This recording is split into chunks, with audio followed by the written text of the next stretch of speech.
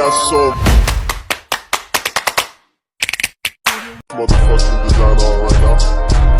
Bring it down, bring it down, bring it down. I got 3 old guys, I'm down. Assalamualaikum warahmatullahi wabarakatuh. Di video ini kita akan membahas mengenai isim-isim yang dibaca rafa' yang selanjutnya, yakni khobar. Bismillahirrahmanirrahim.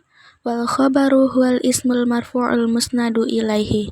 Khobar ialah isim yang dibaca rafa' yang disandarkan kepada mubtada. Contohnya Zaidun qaimun. Zaidun berkedudukan sebagai mubtada, qaimun berkedudukan sebagai khobar. Fungsi khobar ialah untuk menjelaskan keberadaan mubtada. Manakala mubtadanya masih belum jelas, maka khobar inilah yang berfungsi untuk menjelaskan mubtada tersebut. Seperti contoh lafadz Zaidun. Ketika kita hanya menyebutkan lafadz Zaid saja, maka di sini terjadi ketidakjelasan. Ada apa nih sama Zaid? Mengapa sih Zaid? Maka perlu adanya penjelasan. Disinilah fungsi daripada keberadaan khobar. Seperti contoh lafadz Zaidun qaimun. Lafadz qaimun berkedudukan sebagai khobar dari lafadz Zaid. Artinya, lafadz qaimun itu menjelaskan tentang Zaid. Zaidun adapun Zaid, qaimun ialah berdiri. Oh, berarti si Zaid itu berdiri. Nah, di sini sudah ada kejelasan, berarti posisi si Zaid ini ialah berdiri. Nah, jadi sekali lagi, fungsi khobar itu ialah menjelaskan atau menyempurnakan mubtada. Khobar terbagi menjadi 2, yakni khobar mufrad dan khobar ghairu mufrad. Nah, sebelum kita masuk ke contoh khobar mufrad dan ghairu mufrad, di sini ada perlu catatan, di mana mengenai ketentuan mubtada dan khobar. Yang pertama, mubtada dan khobar harus sama dalam segi mufrad, tasniyah, dan jamak. Apabila mubtadanya itu mufrad, maka khobarnya harus mufrad. Ketika mubtadanya tasniyah, maka khobarnya harus tasniyah. Ketika mubtadanya jamak, maka khobarnya harus jamak. Dan yang kedua, harus sama dalam segi muzakkar dan muannasnya. Ketika mubtadanya berbentuk muzakkar, maka khobarnya harus berbentuk muzakkar. Ketika mubtadanya berbentuk muannas, maka khobarnya harus berbentuk muannas. Nah, khobar terbagi menjadi 2, yakni khobar mufrad dan khobar ghairu mufrad. Khobar mufrad ialah khobar yang tidak berupa jumlah dan juga tidak berupa sibah jumlah. Khobar ghairu mufrad ialah khobar yang berupa jumlah atau berupa sibah jumlah. Nah, yang pertama khobar mufrad. Contohnya ialah Zaidun qaimun. Nah, Zaidun ialah mubtada, qaimun ialah khobar. Qaimun menjelaskan tentang si Zaid. Zaidunnya itu mufrad, maka khobarnya juga harus berbentuk mufrad. Contoh yang tasniyah ialah Zaidani qaimani. Zaidani merupakan bentuk tasniyah. Zaidani ialah mubtada, qaimani ialah khobar.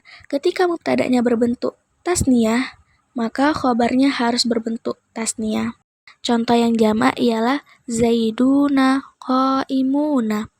Zaiduna berkedudukan sebagai mubtada, di mana tanda rafa'nya ialah dengan waw, sebabnya jamak mudzakkar salim. Qaimuna menjadi khobar dari Zaiduna, rafa'nya ialah dengan menggunakan waw, sebabnya ialah jamak mudzakkar salim. Di mana ketika mubtadanya berupa jamak, maka khobarnya juga harus berbentuk jamak.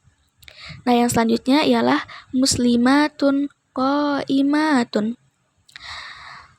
Ketika mubtadanya berupa muannas, maka khobarnya wajib berbentuk muannas. Nah, keempat contoh tersebut termasuk ke dalam kategori khobar mufrad. Yang kedua ialah khobar ghairu mufrad, di mana khobar ghairu mufrad terbagi menjadi 2, yakni jumlah dan syibhul jumlah. Nah, jumlah terbagi menjadi 2, yakni jumlah fi'liyah dan jumlah ismiyah. Jumlah fi'liyah yaitu susunan dari fi'il dan fa'il. Contohnya Zaidun qama abuhu. Zaidun merupakan mubtada. Nah, lafaz qoma abuhu merupakan rangkaian yang berupa fi'il dan fa'il. Dan fi'il dan fa'il tersebut merupakan jumlah fi'liyah berkedudukan sebagai khobar dari lafaz Zaidun. Nah, jadi khobarnya itu satu paket, yaitu paket yang berupa jumlah fi'liyah. Jumlah fi'liyah itu yang berupa susunan fi'il dan fa'il. Nah, jadi lafaz qoma abuhu itu merupakan khobar dari lafaz Zaidun. Yang kedua ialah jumlah ismiyah, yang dimana tersusun dari mubtada dan khobar. Contohnya ialah Zaidun abuhu shaimun. Zaidun merupakan mubtada. Nah, lafaz abuhu shaimun merupakan rangkaian yang berupa mubtada khobar. Dan mubtada dan khobar yang merupakan jumlah ismiyah ini kedudukannya sebagai khobar dari lafaz Zaidun. Nah, jadi khobarnya ini satu paket, yaitu paket yang berupa jumlah ismiyah. Jumlah ismiyah itu yang berupa susunan mubtada dan khobar.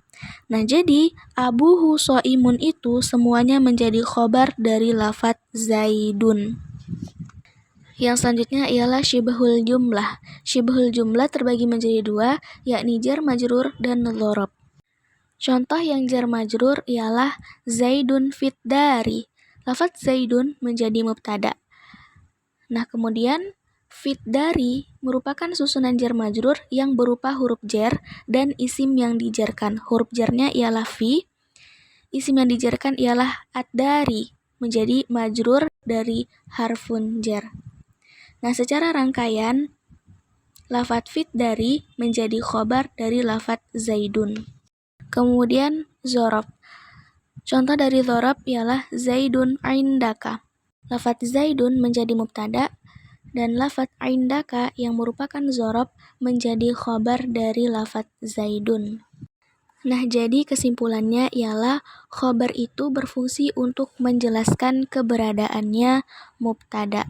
Khobar terbagi dua, khobar mufrad dan khobar ghairu mufrad. Khobar ghairu mufrad terbagi dua, yakni jumlah dan syibhul jumlah. Jumlah terbagi menjadi dua, yakni jumlah fi'liyah dan jumlah ismiyah. Dan syibhul jumlah terbagi menjadi dua, yakni jar majrur dan dzarab. Mungkin sampai sini penjelasan mengenai khobar. Wallahu a'lam bishawab. Assalamualaikum warahmatullahi wabarakatuh.